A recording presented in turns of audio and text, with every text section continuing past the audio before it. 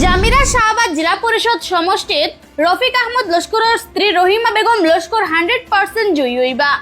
আমরা জয়ী 100%। আমি বলছি আসন্ন পঞ্চায়েত নির্বাচন রফিক আহমদ লস্করের জামিরা শাহবাগ জিলা পরিষদ এলাকাত জোরদারভাবে প্রচার অভিযান চালাইয়া যাইত্রা।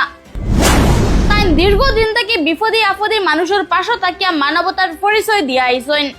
আমাদের ভারতীয় জনতা পার্টির কার্যকর্তা অনেক খুশি যে আমরা এই আলগাপুর কাটলিচড়া বিধানসভা সমষ্টিতে জামিরা শাহবাগ জেলা পরিষদে আমার এজিপি এবং বিজেপি মিত্রজোটে প্রার্থী দেওয়া হয়েছে। আমার ভারতীয় জনতা পার্টির আমার যারা কর্মীরা আছেন ওনারা অনেকই খুশি বা বিশ্বাস আছে ওনাদের যে রফিক ভাই যদি আমাদের এই পরাজয় জয়ী করতে পারি তাহলে আমাদের ডেভেলপমেন্ট বা আমাদের যে স্কিম বা আমাদের কর্মীর সুবিধা অসুবিধা উনি খুব ঠিকই দেখতে পাবেন। এবার রফিক আহমদ লস্করের স্ত্রী রহিমা বেগম লস্কর এজিপি দাঁড়াইছেন। মিত্রজোটের পক্ষ থেকে যাকে প্রার্থী করা হয়েছে তিনি প্রচন্ড মেধাবী, দক্ষ এবং সমাজের প্রত্যেক শ্রেণীর মানুষের অধিকার আদায়ে সচেষ্ট একজন ব্যক্তি।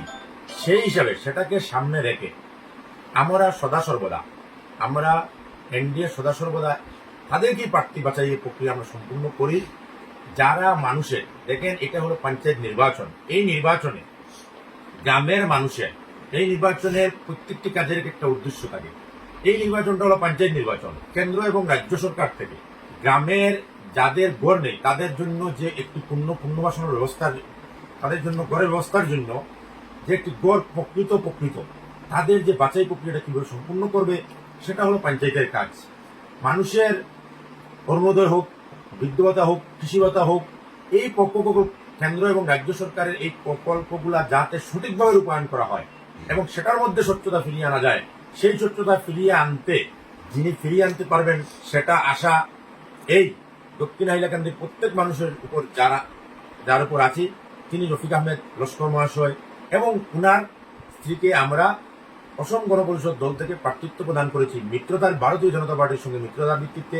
সেখানে আমরা সম্পূর্ণ কাল থেকে আমাদের নির্বাচনী প্রচারের প্রক্রিয়াটা কিভাবে হবে সেই রণকৌশলগুলো আমরা এখানে বসে ঠিক করেছি এবং আমাদের বিশ্বাস সেই রণকৌশলের ভিত্তিতে আমাদের সকলের পরামর্শের ভিত্তিতে, সকল কর্মীদের পরামর্শের ভিত্তিতে এবং ভারতীয় জনতা পার্টি এবং অসম গণপরিষদ দলের সকল কর্মীদের পরামর্শে আমরা এই নির্বাচনে কিভাবে অংশগ্রহণ করব সেই রণকৌশলগুলো আমরা প্রস্তুত করেছি।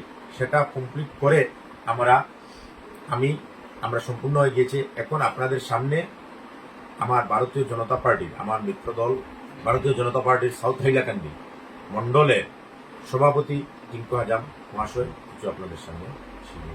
সাউথ হাইলাকান্দি মন্ডল ভারতীয় জনতা পার্টির মিত্রজোট আমার রফিক আহমেদ ওনার স্ত্রী প্রার্থী আমাদের এজিপি থেকে।